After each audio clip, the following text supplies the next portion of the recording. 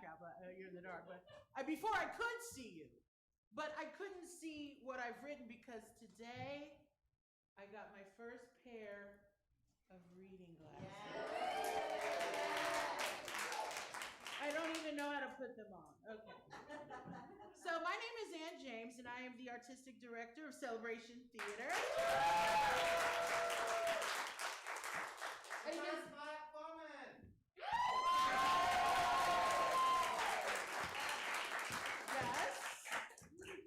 and it gives me great pleasure to bring you here to the Broadwater to experience Hear Them Loud, Transgender, Non-Conforming, Intersex, Non-Binary New Work.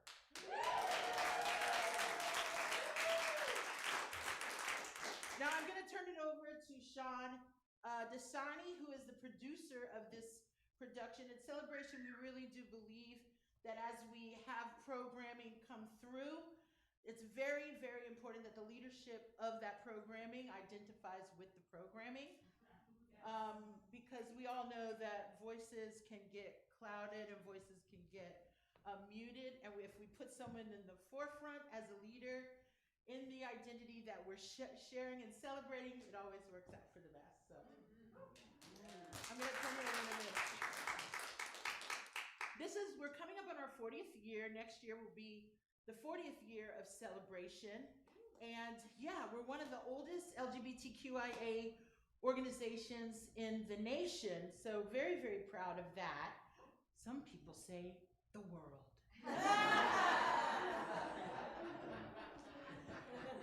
Thank you, Ryan. Thank you, Ryan. Our mission is to entertain, inspire, and empower with innovative productions that celebrate the LGBTQIA community. Blah. I would first like to make a land acknowledgement for us and also for the people who are chiming in, tuning in on the live stream. Our theater gratefully acknowledges that we operate on the traditional lands of the Tongva, Tatavayam, and Chumash peoples, including the Gabrieleño, Fernandeño, and Ventureño, members of the Takik and Chumashan language families, and other indigenous peoples who made their homes in and around the area we now call Los Angeles. This is also a reminder to keep your masks on. I will be placing mine back on when I get to my seat. OUTober is a celebration of Coming Out Day that we've extended, because we're extra, over a whole week. This is the third experience of OUTober. We have one more called Ring of Keys, a Coming Out Cabaret. Yes, and some of the members and the producer and the director are in the audience, Parnell and Ryan. Hello. That experience is going to be on Saturday, the 16th, and it's going to be in one of the larger spaces here that we have. So come on back, get tickets, come on back, bring a friend. And without further ado, I'd like to introduce Shaan Dasani.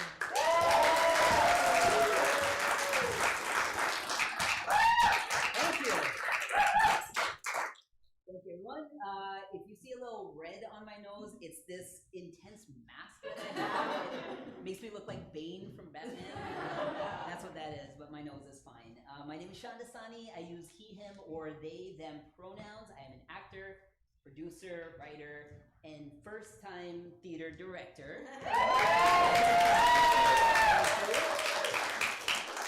And realized this yesterday when I didn't know the difference between stage left and stage right. And today I found out downstage, upstage.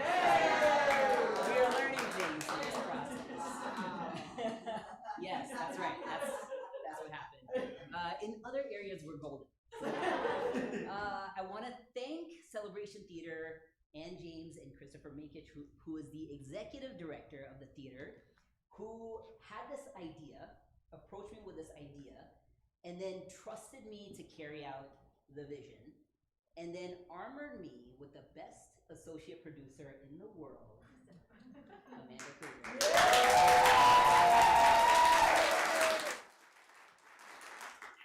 It's been a very quick few weeks that we've put this entire thing together. I want to thank Jamie Rudofsky and Gina Young, who helped us when we were casting the show. And also, this would not have quite the same effect without our tech friends. Chelsea in the booth here and Allison over here running live stream. The show is being live streamed in case anyone didn't know that. We have a camera here, here, and here. So to our friends watching from home, wherever you are in the world, I feel like people all over the world are watching. I really don't. This is kind of amazing. Thank you for being here. We appreciate it. Somebody said earlier this is the first time they've been in a theater in a really long time. If that's true for anybody else, please clap your hands. Thank you for being here. Thank you for wearing your masks. I did take mine off. Our performers, as they perform, will take theirs off as well. We have a COVID compliance officer that we've been working with. Officer is a really formal word. It's a really friend, COVID compliance friend, who's been guiding us through what we need to do to stay safe. Everyone got tested negative. Everybody is vaxxed, so we're ready to do this show for you. I want to tell you a little bit about the show. So we have 6 performers. We had 8. We have 6, but actually we have 8 because what happened was 2 of our original performers, Ryan Casada and River Gallo, were supposed to be a part of the lineup. They each had personal things come up, and we found out just this week that they weren't able to do the show. But luckily, the director and associate producer are also performers. So we decided to just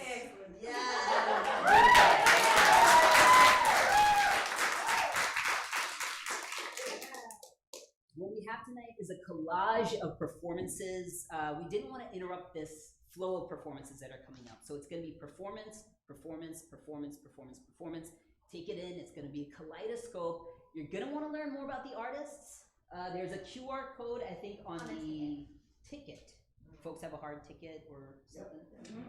There's a QR code there. If you scan that, you'll be able to see everyone's beautiful headshots, bios, and you can connect with folks from there. There's another landing page. We've also, some of the music that you heard while coming in was gifted to us by different performers, one of whom is Ryan Casada, who couldn't be here in person, but gave one of his songs for our opening music. Sharp House, Leon Wu is here from Sharp House. Gift us some additional music. And then Chris Say also gifted us some music for opening, as well as for the performance. 2 of our performances are from live readings. So I want to take a moment to tell you about that. Both of these are young adult novels.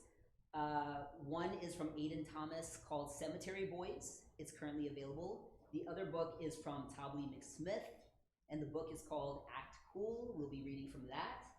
And we also have some personal stories. We have some poetry. We have some rap. We have some dance. We have some comedy. We have a great show. So thank you for being here.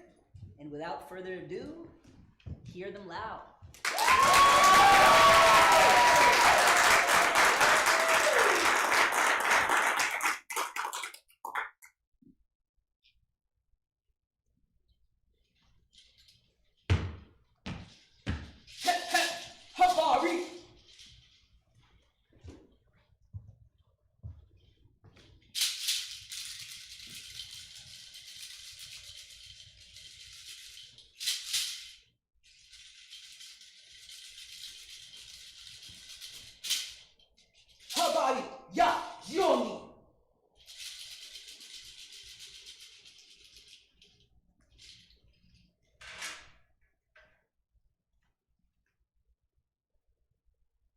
This can't be home.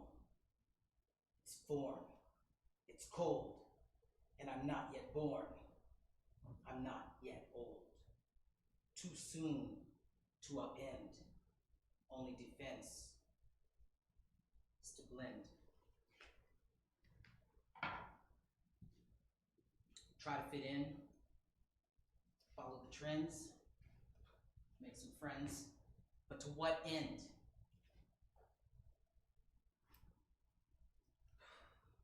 Mickey, Big Bird, may I Sin? No, wait. How should I begin? I'm 5, alive, watching dad shave and drive. That's me, but it don't jive. I'm a boy, but why I gotta hide? And just me? I'm 8, gaining weight, losing faith, gaining hate. Hockey helped. Damn, I'm glad I could skate. Well, I'm 10, I'm 11, I'm 12. The rest was hell. I fought, but I fell. I'm 14, still like girls. 17, tasted her world. 19, here I am. 21. You still love me, fam? The dark spot, the dark place, the ice on the dinner plate, this shit's not gonna go away, so plunge. Needle to arm, now not for self-harm, but for love.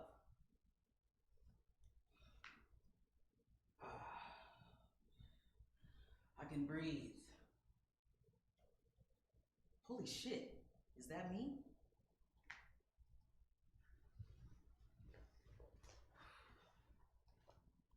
Next, I'm 23.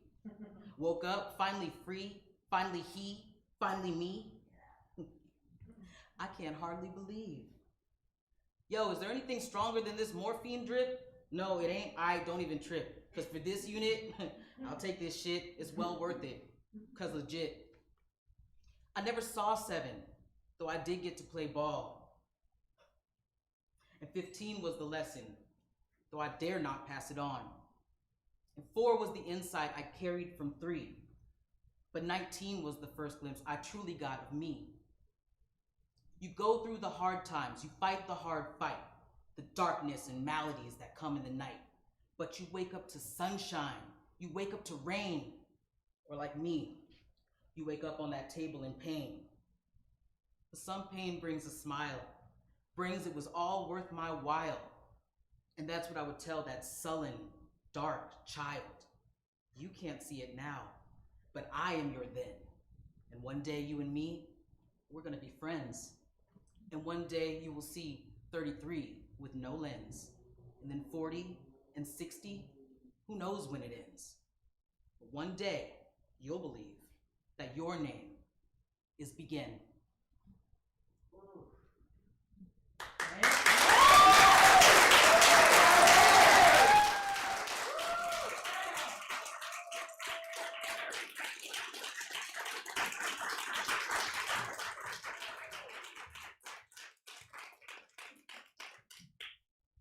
Cemetery Boys, a young adult novel by Aiden Thomas. When his traditional Latinx family has problems accepting his gender, Yadriel becomes determined to prove himself a real brujo. With the help of his cousin and best friend Maritza, he performs the ritual himself, and then sets out to find the ghost of his murdered cousin and set it free. Awesome, thank you. Hi everyone. Hi. I'm going to share an excerpt from this book, which was my very first audiobook that I narrated. And it came to me in a time after I had started taking hormone replacement therapy, testosterone, and my voice started changing. So it felt like a very affirming gift and opportunity, and it holds a special place in my heart. So I'm going to share with you a little bit. Here we go. When Brujex turned 15 years old, they were presented to Lady Death, who would give them her blessing and tie their magic to their chosen conduit, their portaje. For women, portajes often took the form of a rosary, a symbol that had begun as a ceremonial necklace and was altered with the rise of Catholicism in Latin America. It was a piece of jewelry that could go unnoticed and ended with a charm that could hold a small amount of sacrificial animal blood. While a crucifix was the most common symbol, sometimes a bruja's rosary ended in a sacred heart or a statuette of Lady Death. Men's portajes were often daggers of some sort, as a blade was required to sever the golden thread that bound a spirit to their earthly tether.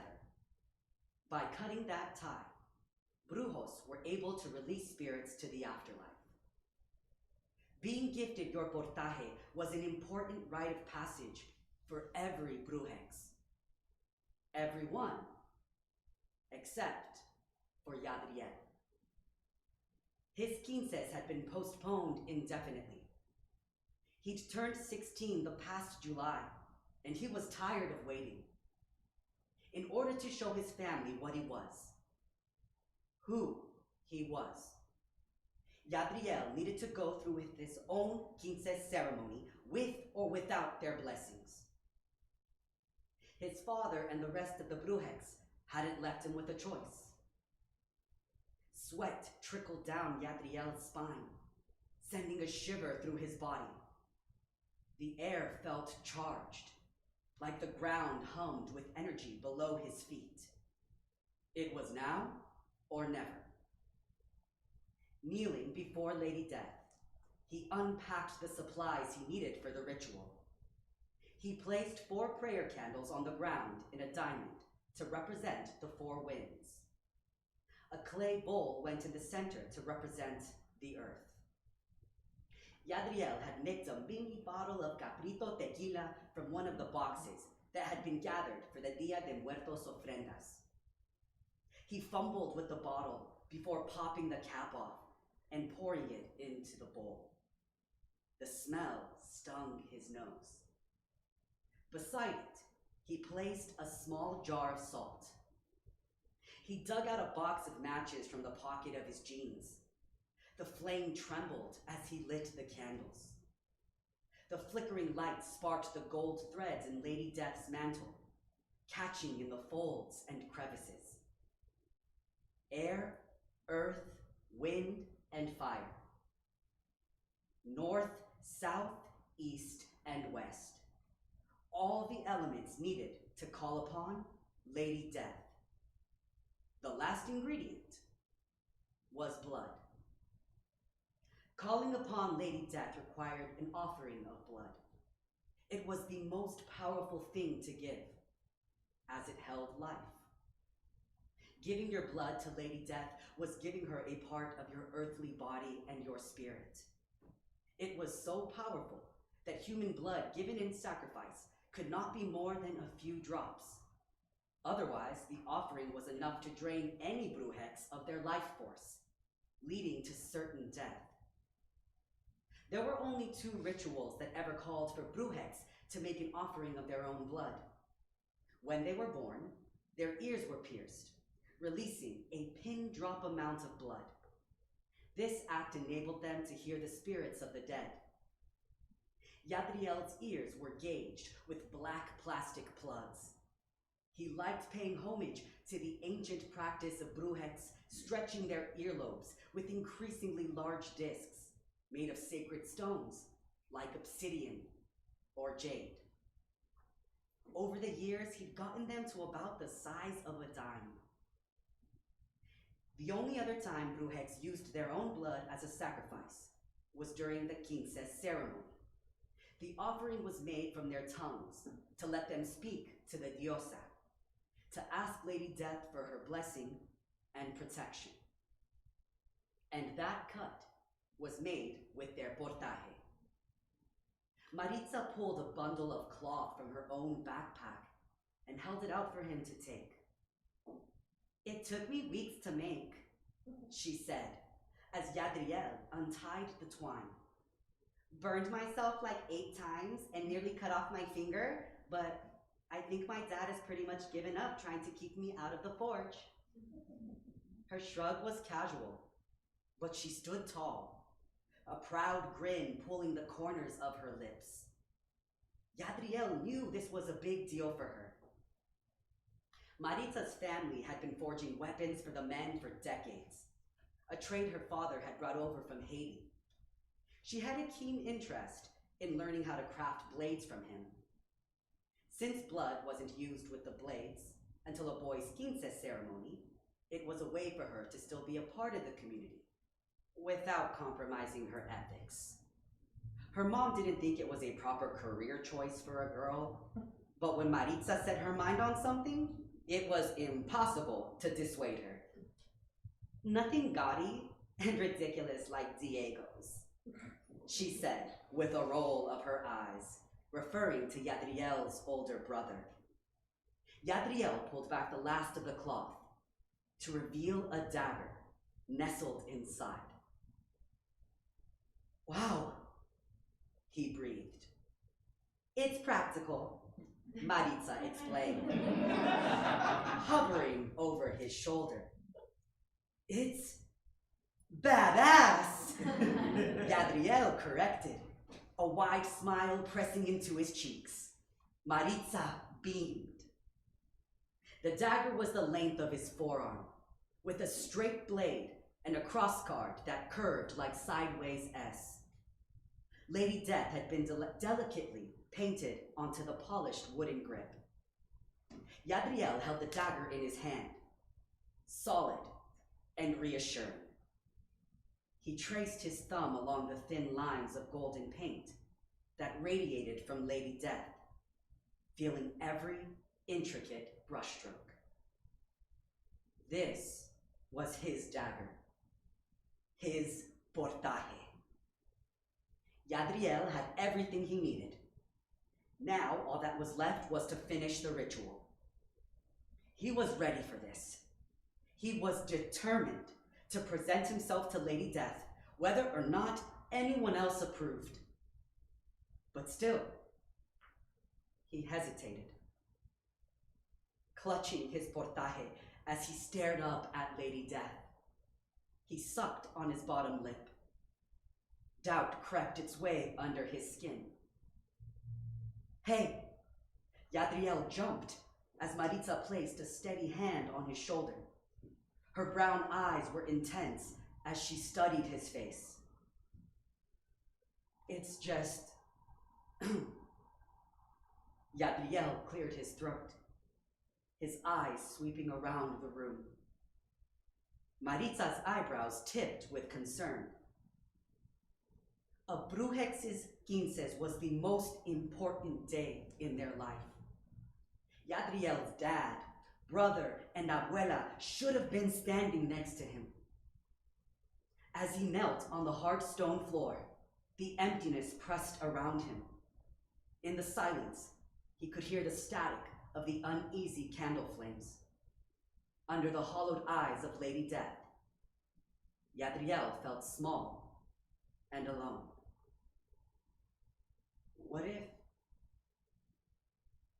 What if it doesn't work? He asked. Even at nearly a whisper, his voice echoed through the empty church. His heart clenched. What if she rejects me? Escúchame.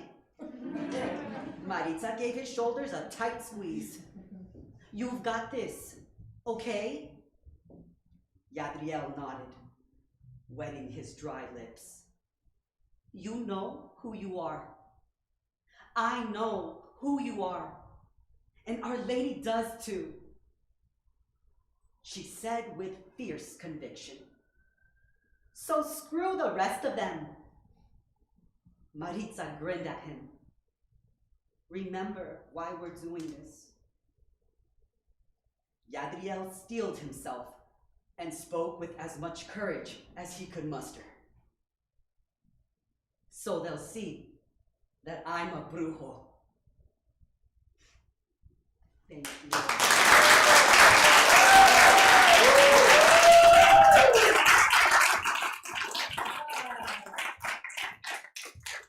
Hi everybody, I'm Natalie. It's really, honestly, amazing to see you all because it was in this room 2 years ago was the last time I got to perform in front of a live audience. So I am so happy to be here. I am also so happy to be wearing this shirt. I really wanted to show this off. Isn't this cute? I feel like a friggin' Lisa Frank Trapper Keeper right now. And it's amazing, because when I saw it in the store, it was like glowing. Like, it was Hot Topic, because I'm basic. But it was like glowing, and things did have a tendency to do that for me before I transitioned, but if I'd seen this shirt and it was glowing before I transitioned, I would be like, can't let anyone know I love that! Can't let anyone know I would buy that and wear the shit out of it! But now I've transitioned and I can buy it, and the feeling is just like magic. And I was thinking about this glowing phenomenon that has happened to me, and I'm remembering one of the first times it ever happened. It was in elementary school. I was in 2nd grade, and in the school library they had one of those like spinny display shelves that I always got in trouble for. But on there was a book that was glowing, and it was called Martin Redpost, Is He a Girl? By Louis Sachar. And for people my age, that's the Holes guy. Yes. And on the cover was what looked like a boy looking into a mirror with a girl on the other side as the reflection staring back. And today, I could not tell you the plot of this book. But I do remember an important concept that this book introduced to me, which was that if you were able to manage to kiss your elbow, your gender would change.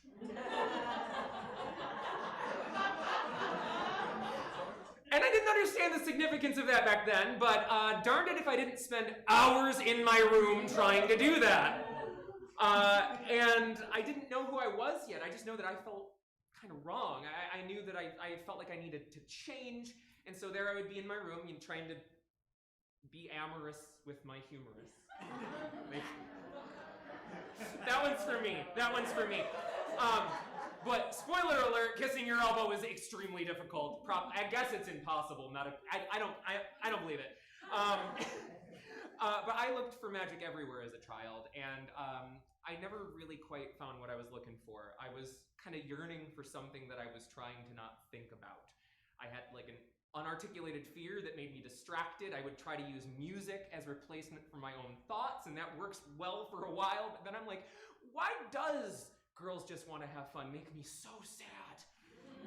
And rather than think about that, I would just get tired and take a nap and sleep till it's dark outside and wake up not knowing if it's morning or night, feeling I'm wrong and knowing I'm right. And I think that's because I was never really taught how to love myself. My brain wasn't nice to me very often at all, and I put my well-being 100% into the hands of people who were not me. That's not very intelligent, because I just believed I was the person that they told me I was. I never even thought to double-check their work. And life might have continued that way, but instead, with some time and distance, I had some questions start to bubble up, like, why am I walking this way? This feels super uncomfortable. Why am I sitting this way? I don't know. And if I don't know, then like, who am I even doing it for? Oh, that girl has pretty nails. Am I allowed to talk to that girl about her pretty nails? I didn't know what to do with all these thoughts. And it was around this time that my necklace found its way to me. Not this pretty blue one that Anne gave me as a gift tonight. Thank you, Anne. But it's this plainer one. I won this playing tic-tac-toe on the street, weirdly. It was like a clothing store. That's not an important part of the story. But it's just like an engraved penny on a chain. And when they gave it to me, I had a vivid recollection of an idea for a story I had one time about a girl who could create her own luck. And I kind of pictured her in like a blue dress with strappy shoes. And whenever she would find a lucky heads-up penny, she'd take it, put it in her shoe, have good luck the rest of the day, and just share it with everyone she loves. But when she would find a bad luck tails-up penny, she would just flip it to heads up and like leave it for the next downward-looking person who came by who might need a little good luck. And with the necklace in my hand, this one, I realized that this was a story that I was telling myself about me. About the type of person that I wanted to be, the type of person that I had always been inside. And a little while later, my girlfriend asked me flat out, do you think you might be a girl? And I have always been honest with her, and so I terrifyingly say, yes. And she goes, okay, don't freak out.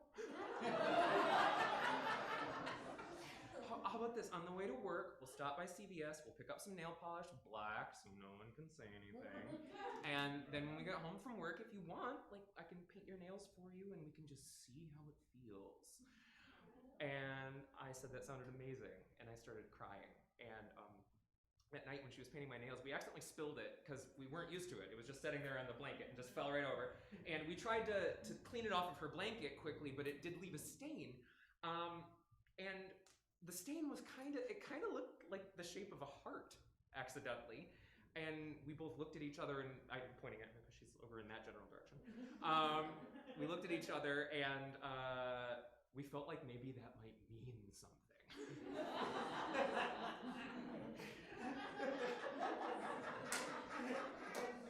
I'm still looking for magic everywhere, I guess. But I think about that night every time I see it. I remember the cool polish on my fingers and the kindness in her eyes and the stain that wasn't really a stain, but actually like a symbol for the night that our lives both changed forever. And it was that night that I realized that the story I was living in was not a sad story. It was a triumphant story with a dark origin story. Maybe it's all the Marvel movies that I have been binging over the pandemic, but I have started to become convinced that transitioning has come with its own set of superpowers, and you may have some superpowers in here. I'm not going to tell you you don't. You probably do. I'm going to name 6, but I know there's more. Keep looking. Here they are. Number 1, trusting my inner voice, and what that is when the voice inside of you, who knows who you are, becomes louder than the voices outside of you telling you who they think you are. And the more I listen to this voice, the more I just hear only that voice and the others are fading away until I hope one day it's only my truth and everyone else's silence. Number 2 is, I'm calling it asshole radar, but I need a new name. Because there's one, that's not what I mean. What I mean is, before I transitioned, I'd walk into a party and be like, okay, who are the assholes? I don't know who the assholes are. And now that I've transitioned, they feel so compelled to introduce themselves to me. Oh, you're transgender? I'm an asshole. Great to meet you. And they just must let me know. So if that's not a superpower, I don't know what is. It just saves so much time. No, number 3, a complete reset of my system preferences. When I was getting up to age 30, I was really proud of the fact that I had already predetermined all of my likes and dislikes. Like, I felt like that's what adults did. I made a decision about onions. I know how I feel. I'm sticking with it for the rest of my life. But when I transitioned, I became very unsure again. Like, were those actually my preferences, or were they like camouflaging decisions I made to blend into a gender that was never really mine? So I wasn't really sure how I felt about anything anymore. And no longer chained to the pre-decided, I experienced everything anew.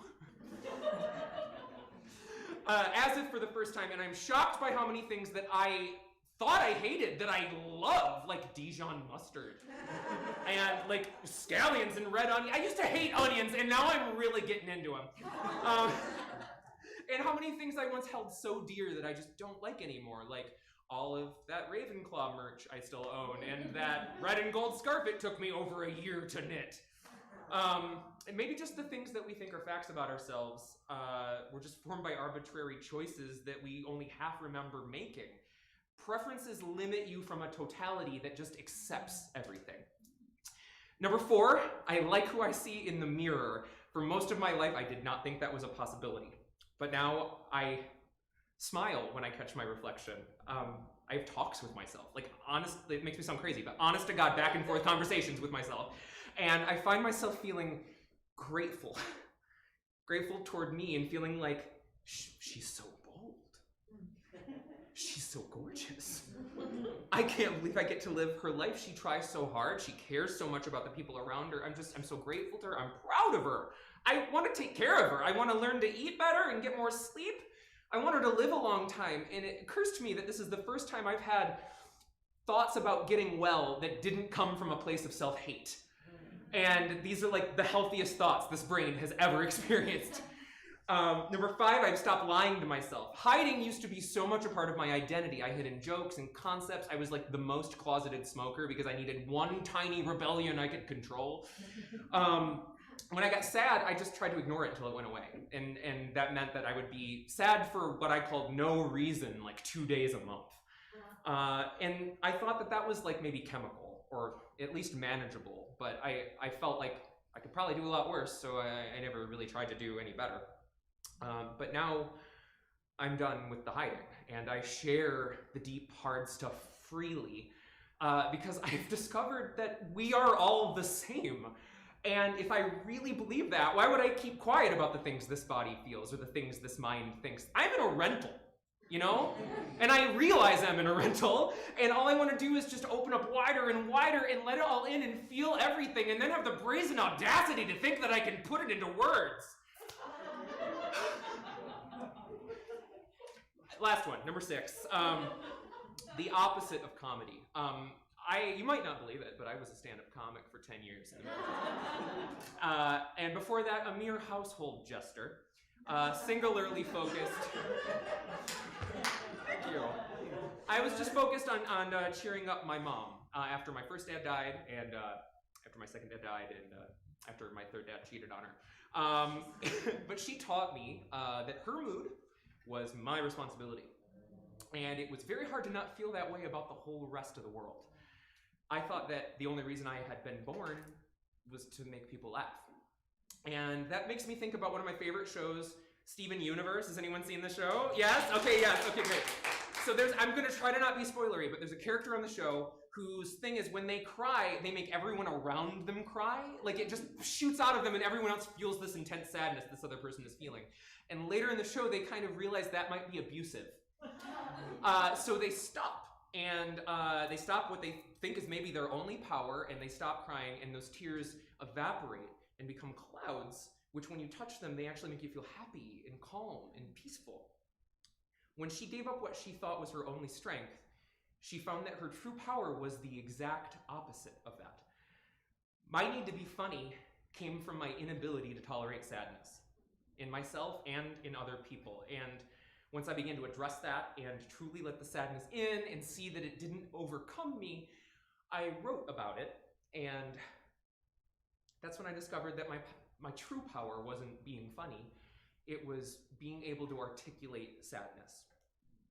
That's the power of opposites. You know, when you let go of that thing that you're spending your entire life pushing against, how much momentum do you think it will have when it swings back the other way?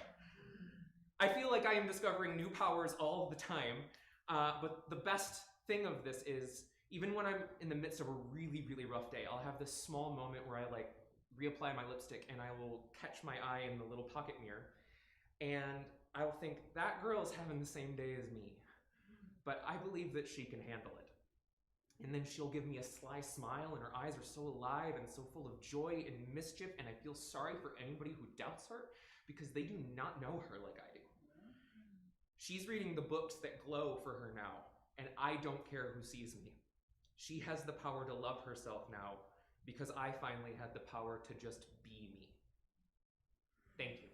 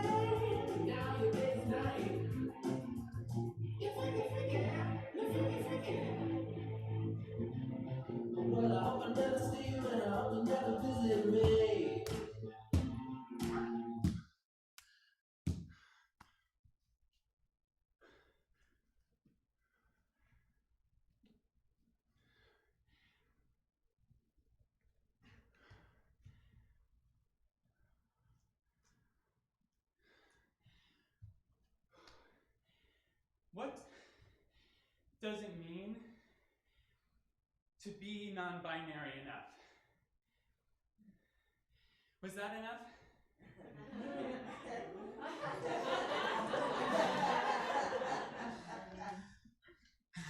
Am I enough? here in Hollywood. How did Hollywood manage to put a box around water? To fix we who change? When I was free, living with the trees, pronouning with the breeze, I never asked myself if I was enough. Traffic and smog, self-doubt. We just don't know how to market it yet. Yet. Because the woman of me is a horticulturalist. Elbow deep in unclaimed soil. A lighthouse over ocean mist.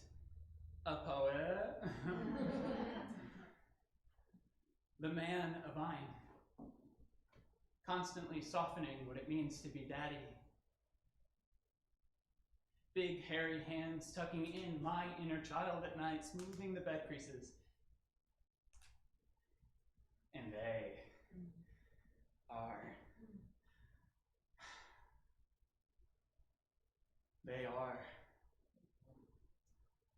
are the cosmos, magic and math. Hollywood doesn't know how to market us yet because the story is unwritten. But they are harvest and decay, pregnant with idea, the conjunction of all of us. The past, the future. They are running barefoot in a meadow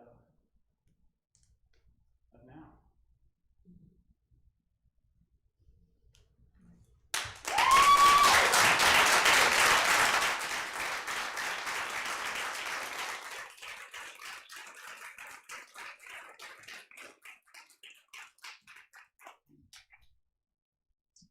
Y'all didn't have to stop clapping.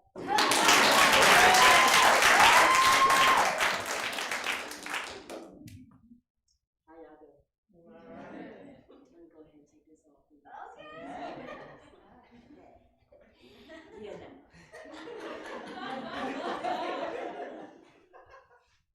Just want y'all to see all of this. But y'all good tonight? Okay. All right. So, I mean, I've heard y'all, but I want to make sure y'all with me, okay? Feel, all right, so we're going to do a little exercise together, okay? It's a rhythmic exercise, So just in case some folks are a little rhythmically challenged, it's okay. I'll do my best not to point you out. All right. Goes like this. I just want y'all to clap your hands, okay? With me.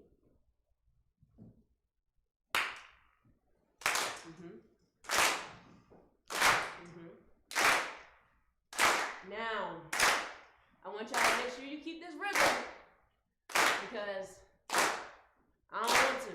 No. I'm gonna introduce myself to y'all. I'm gonna do my best to speak up. So, here we go.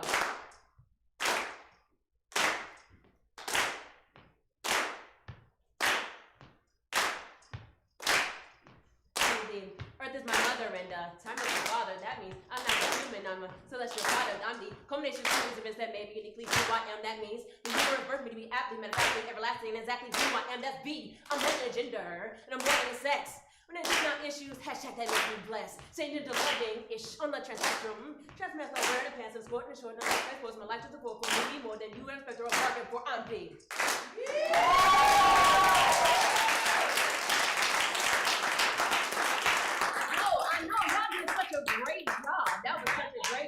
Guys, like, y'all surprised me. It's all good. It's all good. I like being surprised, you know? I like being surprised. So that way, you know, we were able to build community here, right? We now family, right? Y'all feel like y'all know me at least a little bit, right? No? Okay. Well, I'm gonna give you a chance right now, okay? I'm gonna go ahead and lay out some secrets. some things I haven't told some folks that might be on the live stream. Guys, I know. You cannot tell this by looking at me, okay?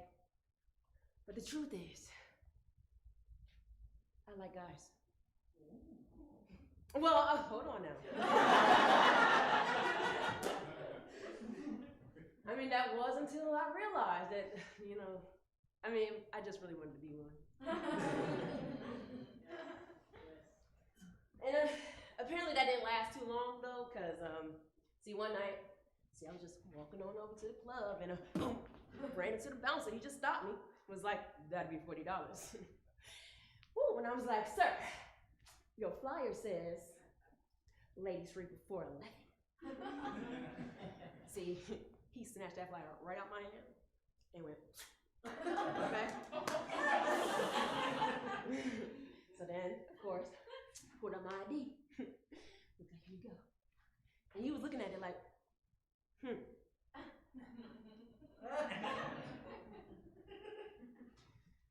See, now, it was easy for him to believe I was over 21.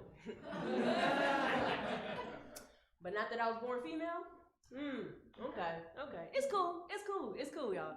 Because I don't be believing it either, okay?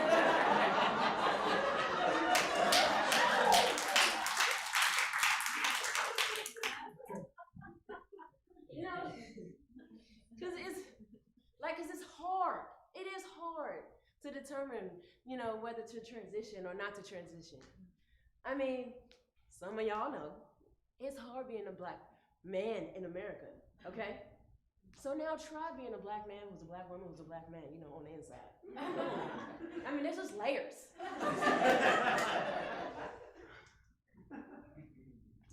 Feel free to laugh more.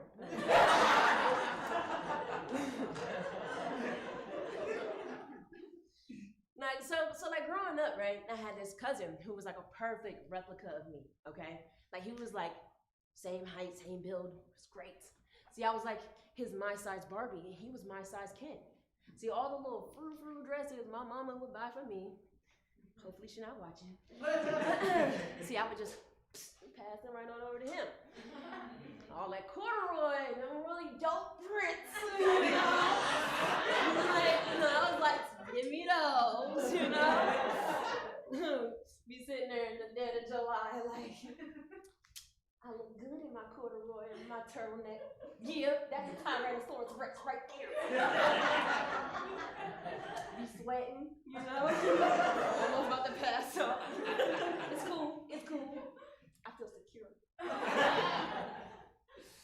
Oh man. And then I've already come out to my parents twice, y'all. I did twice. Gosh, that's already complicated. The first time, I mean, obviously, I had to come out as gay. So this is how the phone call went, because we couldn't do this in person. Hello, Mom? I'm gay.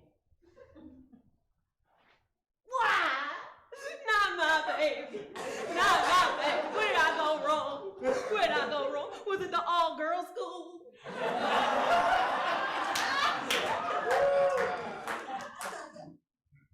No, Mom. Remember when Ellen went on TV and told everybody she was gay? It was then. That's right, y'all. Just blame Ellen.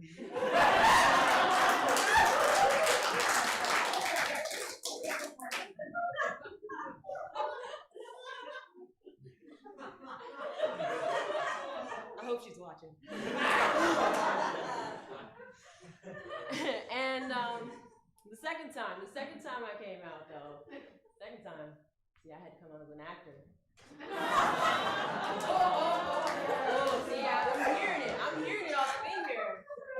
Probably a few folks in the live stream over there saying like, oh yeah, I can't have my kid doing that. Not my kid. Man, I'm still fielding phone calls from my dad like today. Like the other day, my dad calls me. I go, hello? He goes, You know actors have the highest unemployment rate of any occupation.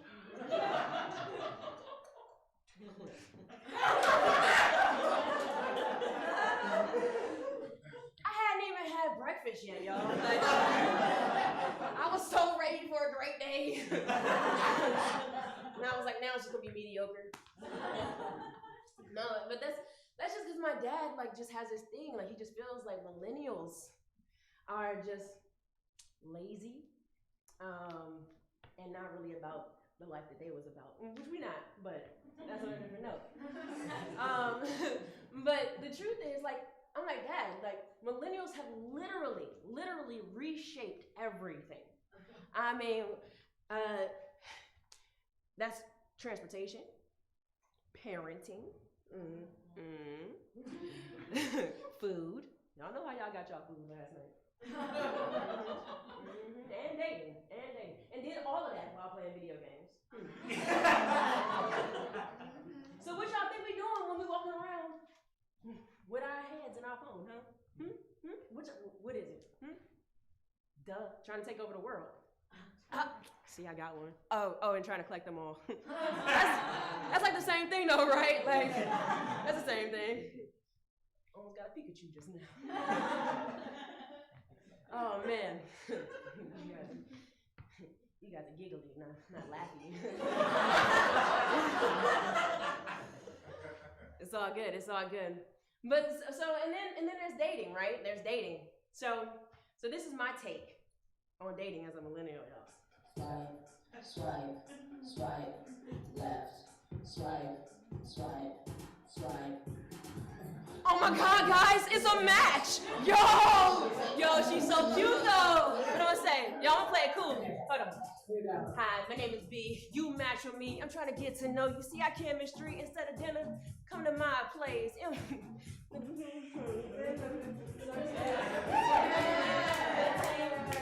You know what? Actually, you know what? Give me one more chance. Hold on. We're gonna start this one over. Hold on.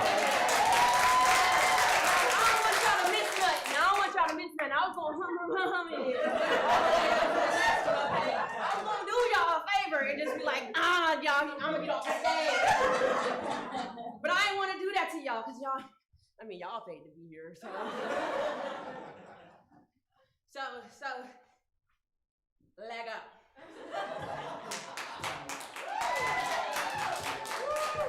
Yep. Swipe. Oh my God, guys, it's that same match. Yo, here we go. I'm gonna play it cool. Hi, my name is B. You match with me. I'm trying to get to know you. See our chemistry instead of dinner. Come to my place. My space. It don't mean nothing till we on the ground. TikTok and hip hop, Insta fam. Pressure. Just a little fun. First person shooter. It's not jump the gun game night, so to speak. To see if we make a good team and see if we can. Come on. Let's go. Level up on love. Level up on love. Level up on love. Baby, me and you can level up. Level up on love. Level up on love. Level up on love. That's right. Here we go around two. Let me show you what to do. Up, jump, back, slide, A, hit, B, dive, trigger, shoot, left, block, and if you see the verse, Hitchcock, few combos you should know, R2 and B equals throw. You learn fast, maybe this could last, cause she the girl of my dreams. Hold on, B, just wait and see. Last thing that we got to do, grab my hand using L2, something special that we can do when together, baby girl, me and you. Level up. Come on. Level up on love. Level up on love. Come on. Level up on love. Level up on love. Level up on love. We level up. Here we go around three. Grab my hand and follow my lead. First, let's squash them haters. Hit that little tater. Did you know that we can take off if we drop our emotional bags off? Yeah, we'll slide on through. Woo, and dodge them X's too. Don't too high, long as you by my side. Up, jump, back, let's spin. You hauling, moving in.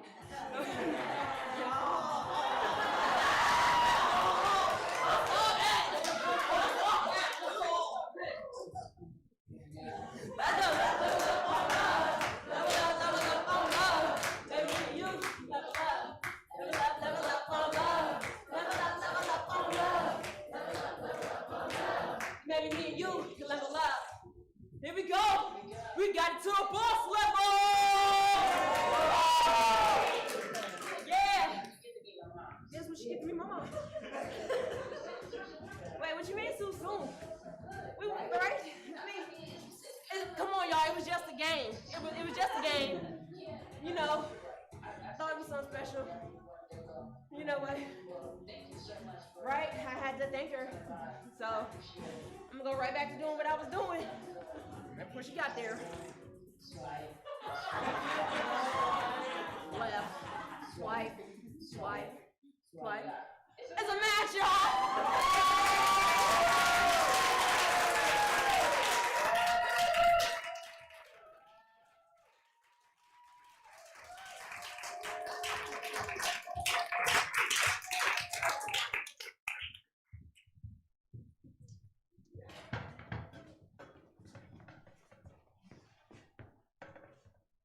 Act Cool, a young adult novel by Adly Garcia. Aspiring actor August Green just landed a coveted spot at the prestigious School of Performing Arts in New York. There's only one problem. His conservative parents won't accept that he's transgender. And to stay with his aunt in the city, August must promise them he won't transition. August is convinced he can play the part his parents want while acting cool and confident in the company of his talented new friends. But who is August when the lights go down? And where will he turn when the roles start hitting a little too close to home?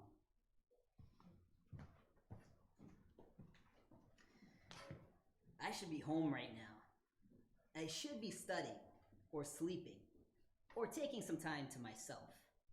Everything has been moving so fast, I haven't had time to think.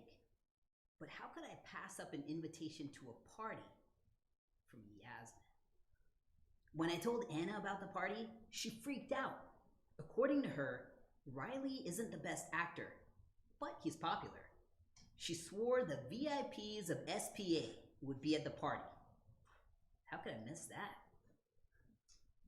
And even if I don't meet cool people, I can get pictures and look like a cool person.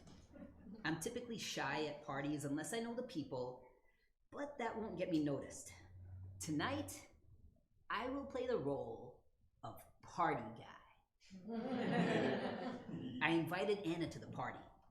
Didn't feel like I had a choice after telling her about it, but she might have taken it the wrong way.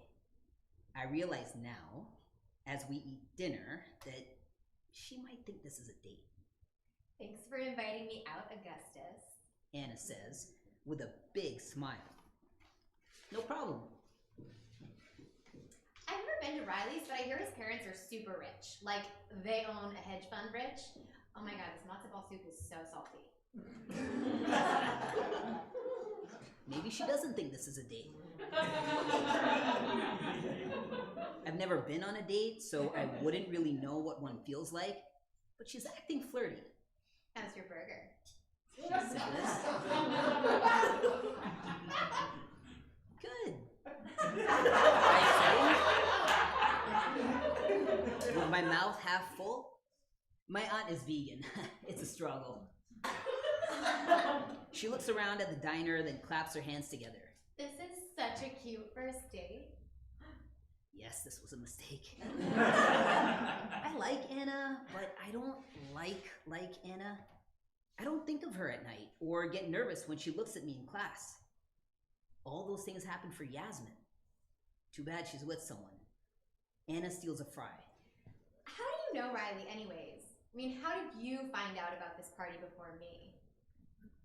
I pop the collar on my button-up short-sleeve shirt.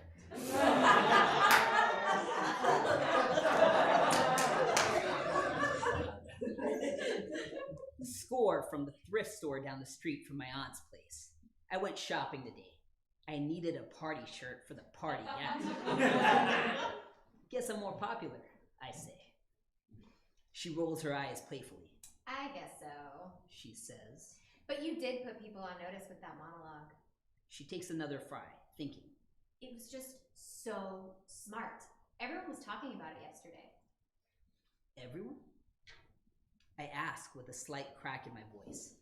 I'm up to 200 followers. It's totally going to my head. Yeah, dude, you put yourself on the map. I clear my throat. Does everyone at school know I'm trans? Anna shrugs.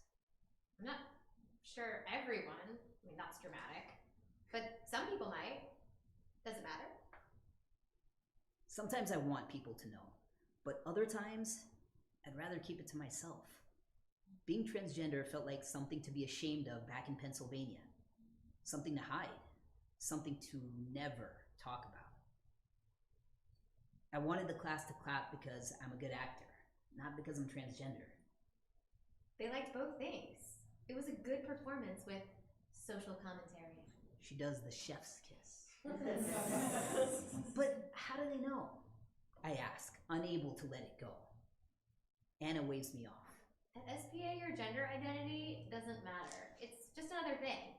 Like, you have brown hair, green eyes, and are also trans. It's the definition of no big deal.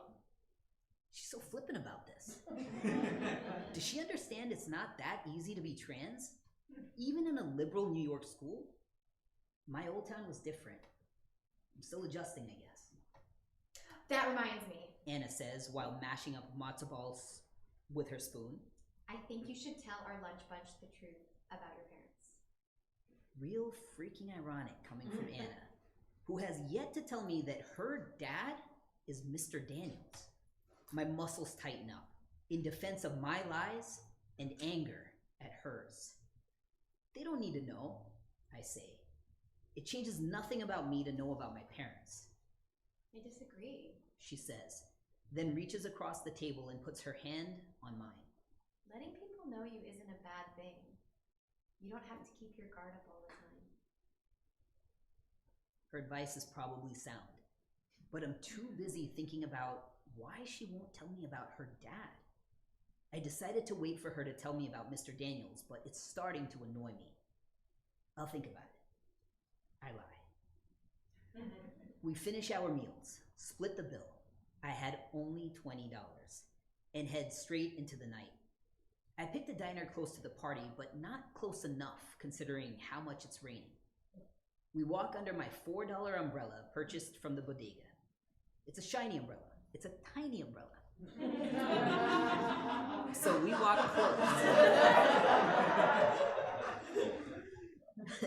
walk close. Our bodies touching. This is becoming quite the unintentional date. Anna laces her arm into mine and we skip down the street, belting out the words from Singin' in the Rain. We enter the apartment lobby like wet puppies. The doorman holds the door while we shake off the rain and close the umbrella, which already broke. Who are you here to visit? The doorman asks. He's wearing a suit and white gloves. I shake the water out of my hair. We're here for Riley's party. I'm August Green. The infamous. Anna announces as the doorman scans the ledger. Thank you.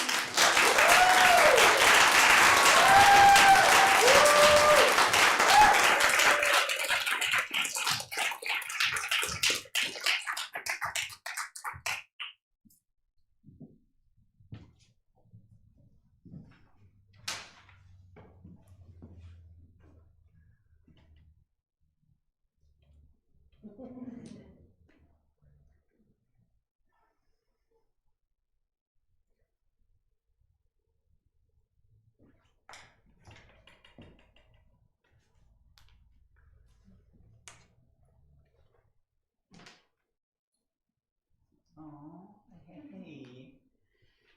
It's me. Well, it's you. It's future you. Older you.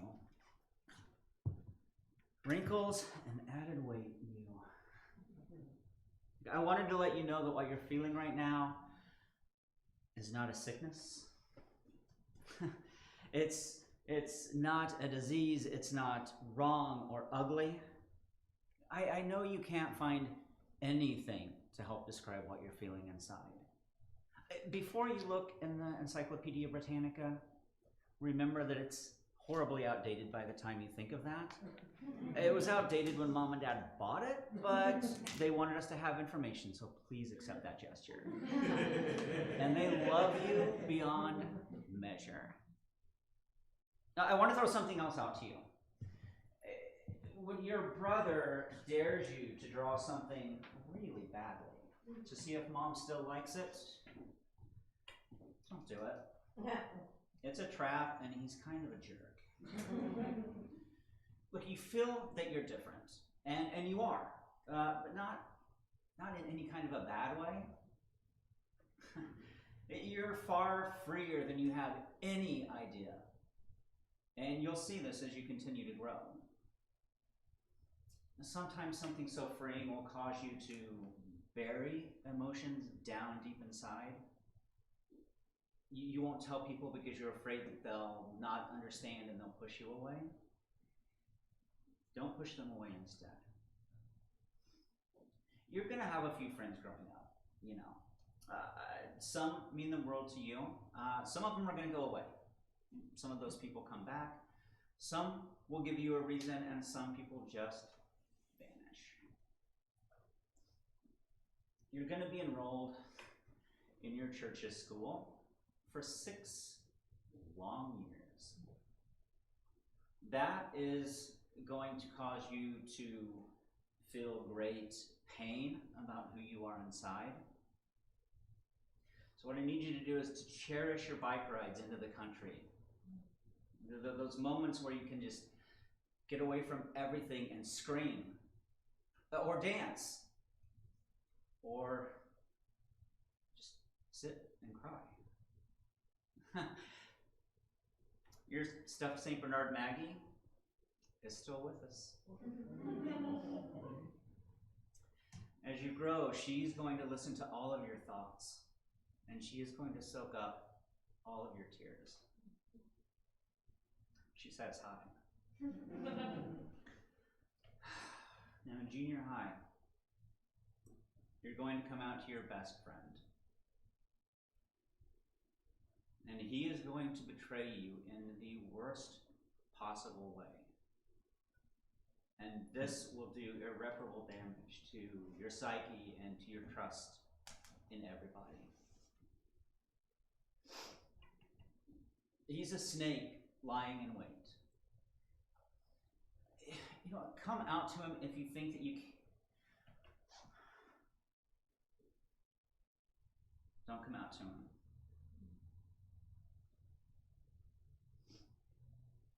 He cannot be trusted, and he is not your friend. But open up to those others around you that you know you can trust. Look, almost all of them are feeling something similar to what you are. As an adult, I found out that every one of them have come out in the LGBTQIA community. You'll flock together, though you don't ever talk about anything. So just be that catalyst. Open up that conversation because it would serve you so well. And it will also make Heritage Hall a little bit less like Heritage Hell. You would be rewarded so much, and it would ease the burden that you're going to carry with you through most of your life. Here's another one. You're going to have a harrowing experience at the age of 19. This one involves the police in a small town, and threats and mockery. But what comes out of this incident are just a group of shining people, and it actually sets us up for kind of where we are now. You're going to fall in love. You're going to have a lot of heartache before you find it, or it finds you, because you're not looking for it. You're going to have a family. And be open about your feelings from the beginning of the relationship. It serves you really well. Maybe be a little more forthright with how you're feeling inside at the very beginning. I think that would be appreciated. Your plans change, and life takes you on a detour. But out of that, you end up with an amazing child. A child that came out as non-binary at 26. And they look just like you. And you have a spouse who gives you the strength that you need for what comes next. And that's so important. Because at age 45, on an anniversary dinner, she is going to ask you the single most important question you have heard in your life. Are you happier as Jen? And you're not going to answer her. You're going to play through every conceivable outcome in your head until she reaches across the table.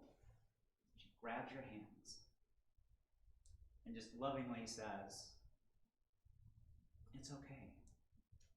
I love you." You're going to have a fateful day where you got to come out to mom and dad. You're going to be terrified, trust me. But the love that they have for you overcomes all of that fear. Now, mom is going to ask the typical, "What did I do wrong?" questions. But dad is going to get this almost immediately, including pronouns. And you're going to get the first two-armed hug that you have had from him in your entire life. It's going to last a long time, and you're going to have to watch him ugly cry.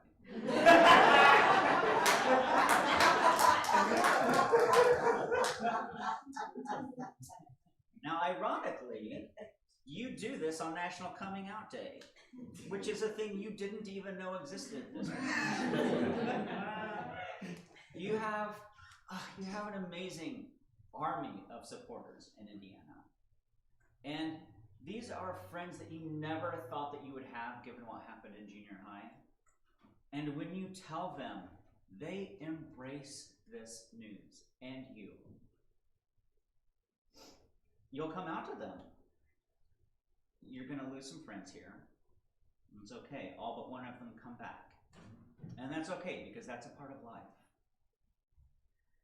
At age 47, you're going to transition. You're going to end your 22-year marriage. You're going to grow even closer to your child. You're going to move to California, something that you're probably already thinking about, and if you're not, well, seed planted. You're going to remain friends with your ex as you settle into this new life. And you are going to make amazing friends out here. You're going to have a new chosen family, a family that makes sense. You're going to do anything for these friends because they mean that much to you. You're going to start drawing again. You're going to perform stand-up comedy. You're going to write. You're going to make films. You're going to act. You're going to be among the creatives that you have waited your entire life to be a part of. Oh, and in the last 6 months or so, you're going to teach yourself how to animate. And you're going to miss your old life.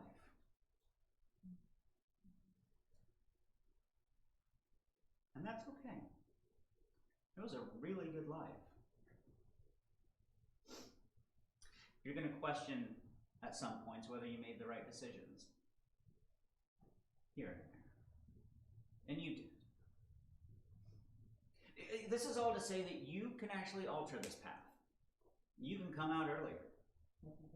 You can transition earlier. Do whatever you need to. You have this inner strength that everyone around you tells you you have, though you don't see an ounce of it. And trust me, it's there.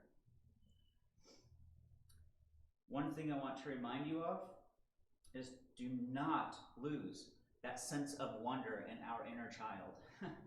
Because if that light goes out, it takes quite a bit of work to rekindle it. Oh. Don't trash all of your writing because you don't think that it's good enough. When you get to this point, you're going to wish you had kept it all. But know this. We're 55. Everything that you have gone through has added to who you are, who we are. Yeah, some choices were made based on limited knowledge, and you made the best ones that you could at the time. By the way, being the protector of the weaker kids on the bus and in school, that never leaves you. You were such a mother.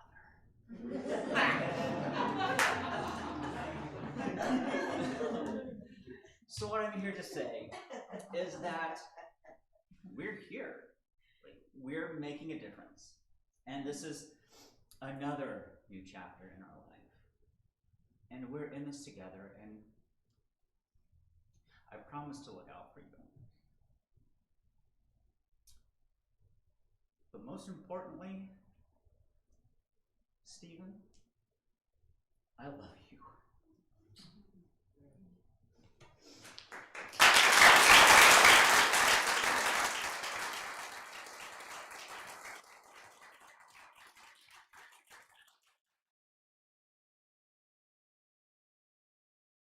So here's what's really important to understand.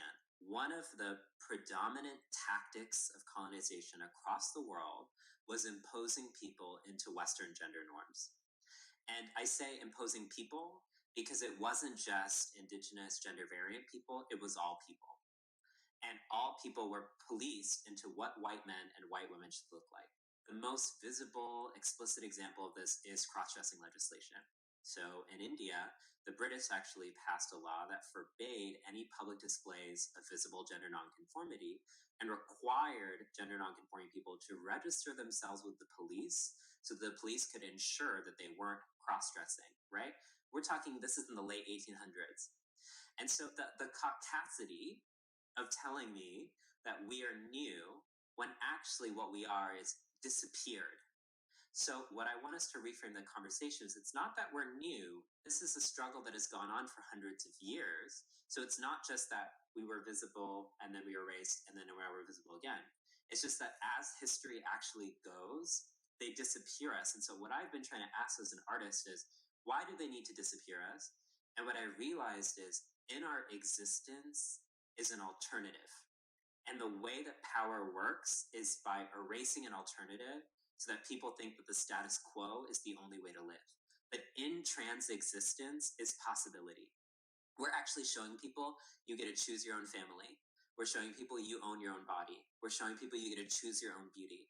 And in that way, we actually are presenting a radical imagination to what family is, to what community is, to what health is, to what life is.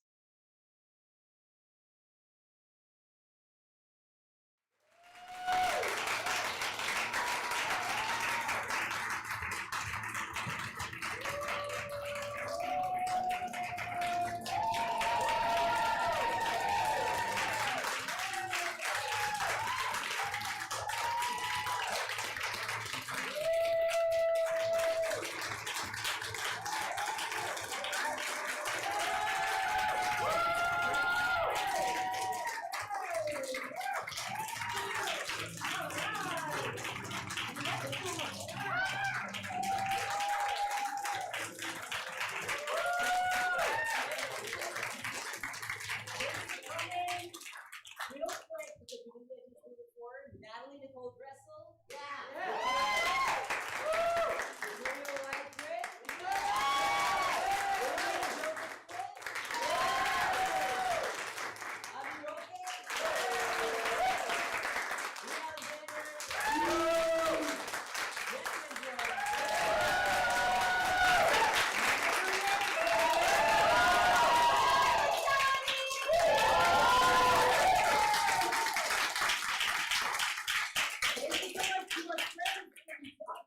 Adly Chelsea, to our volunteers tonight. And Christopher Maikish.